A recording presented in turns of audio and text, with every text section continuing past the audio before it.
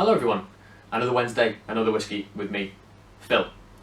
Now this week we're going to be chatting about something that is getting on both the good side and the bad side of old school and new school whiskey drinkers, and that is grain whiskey. Now for anyone that doesn't or isn't aware of what grain whiskey is whiskey that can be made in Scotland but can be made by anything other than malted barley. So corn, rye, wheat, whatever you happen to have at hand that you fancy throwing through a still and seeing what interesting things it can give you. They are not distilled in classic pot stills, they are matured in column stills, which are these huge, like, never-ending giant towers which have several different plates within them, and you can distill alcohol to different levels and essentially just pick off which one you think it's worked best at. There are around about 6 or 7 of these distilleries currently doing the rounds in Scotland. A lot of them unfortunately have closed, and a lot of them are owned by one company in particular, which is Diageo, who are the biggest drinks company in the world. Now, moving from that into our product of the week, and that is Box Hedonism.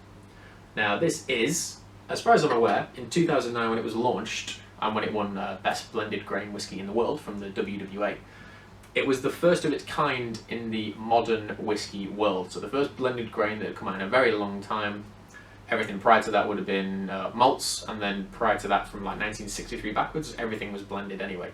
So it would contain, in Scotland, so everything would have been a combination of malt and grain whiskey to get your classic blended whiskey. The gentleman who created this product is a man named John Glacier, and he is an American gentleman who was originally in the wine trade and came over to the UK and kind of took the whiskey industry by the scruff of the neck and showed it what it could do. And he is a man who champions blended whiskey. You know, blends aren't the underdog of the whiskey world. There are some extraordinary blends out there, and we should all try them. You know, I don't really think you're a real whiskey drinker unless you can say, you know, oh, I love this blend, I like this bourbon, I like this rye, I like this Japanese whiskey, I like this Irish whiskey. Being a whiskey drinker, being a whiskey appreciator is about trying everything you can get your hands on and seeing whether or not it makes the grade. And everything Box have ever released for me has been absolutely beautiful. I can't think of a bad product they have. Even their like orange liqueur bottle, which liqueurs don't normally strike a chord with me, but I thought it was sumptuous, absolutely divine. But in terms of the makeup that makes Hedonism, this is, as I've said, blended grain whiskey. The recipe for it will change from batch to batch. It is a small batch product. So I think my bottle is, I believe, from 2011 or 2012. And its makeup consists of 66% single grain whiskey from the Cameron Bridge distillery. Cameron Bridge is a distillery where Dimple was formerly made and where Hay Club is currently made, owned by Diageo, massive drinks company. So 66% of its all ingredient comes from first fill American oak barrels from Cameron Bridge. The other 2 ingredients, it contains 32% Port Dundas grain whiskey from another first fill American oak barrel, and then 2% Port Dundas grain whiskey from a rejuvenated hogshead. And a hogshead is just an American oak barrel, or indeed a European oak barrel, that has been rebuilt to be slightly larger. They tend to kind of let the spirit do the talking rather than having a huge amount of influence on the grain product, which is why I imagine only 2% makes up this product. But the recipe itself will change from batch to batch, and indeed, you know, with the serial numbers and the product coding on these bottles, you could probably email Box and ask them, you know, what's the recipe for this particular product, and they could probably tell you. In regards to the age, it doesn't have an age statement. I did email Box and ask them, and they were extremely polite and said, you know, we'd like to tell you, but we can't because of certain SWA regulations where they can't legally say what is on the bottle. And, you know, if anyone is supporting their transparency campaign, thank you very much. I am a big follower of it, and I know Joe was as well. Anyone who isn't familiar with the transparency campaign, please go to Box's website and you can talk it all over there with them. But regarding the age, it's pretty good quality grain whiskey. Like, in my mind, I've not really tried a grain whiskey that outperforms this in any way. I guess anywhere from about 15 to 25 years old, in that age bracket.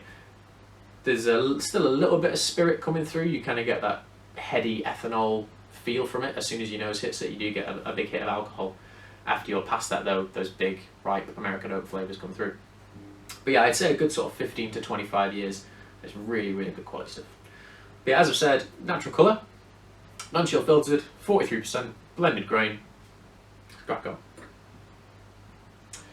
So, again, like that Lagavulin 8 last week, even though this is natural colour, it's quite a similar colour to that Lagavulin 8. So, very light gold, think almost like pale straw kind of colour.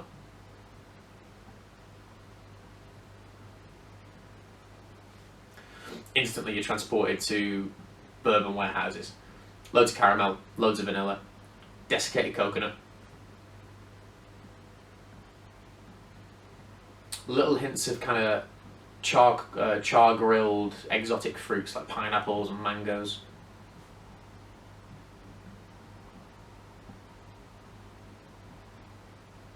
Madeira cake, and a little bit of Madeira wine too. It has that kind of sticky caramel vanilla thing going on with it. And then naturally, one of those classic flavours from bourbon barrels, menthol or mint, or eucalyptus even. That kind of slightly fresh, very cleansing feel towards the end of it.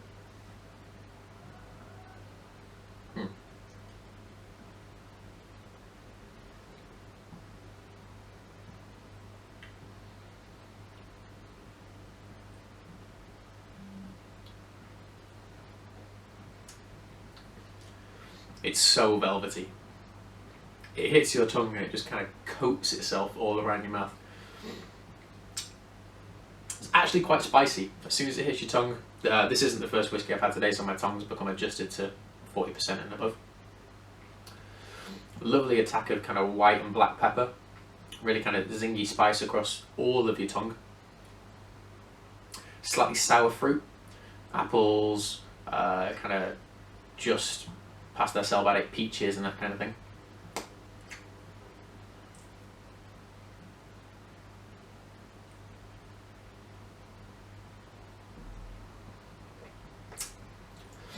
I think the only word that really sums up how it feels, like the actual mouth, is voluptuous.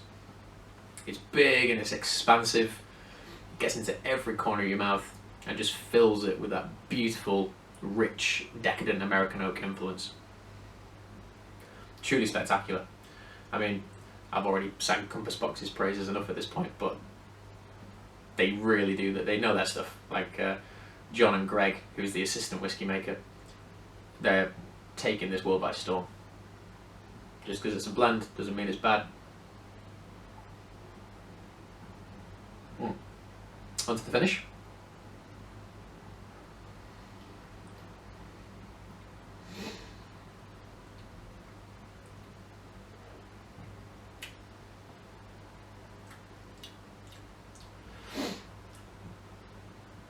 Slightly dry, a little bit tannic. Almost tastes like cranberries. I don't think I've ever had a whiskey before that reminded me of cranberries. It's that kind of bitter, sweet, fruity note, along with that drying sensation too. I love this stuff. Absolutely adore it. Can't get enough of it.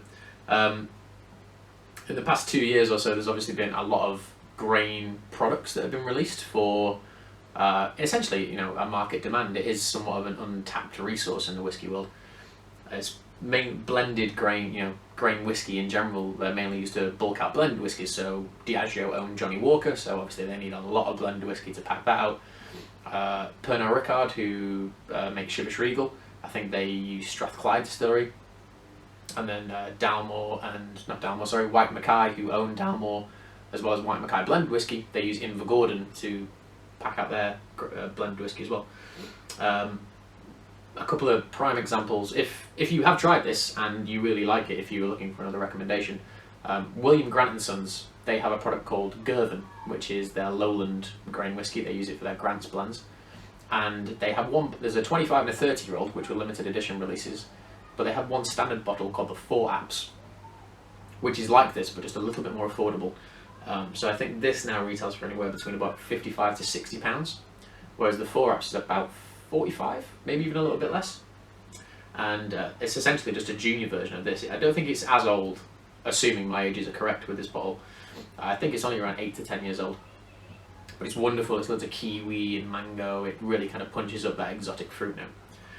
So by all means, do try some grain whiskies because they are good.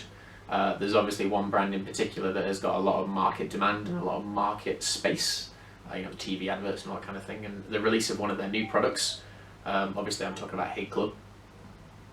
I am going to review Hay Club at some point. I know Joe did it, but I think it's nice to do a refreshment review of that just to see what people's opinions of it are.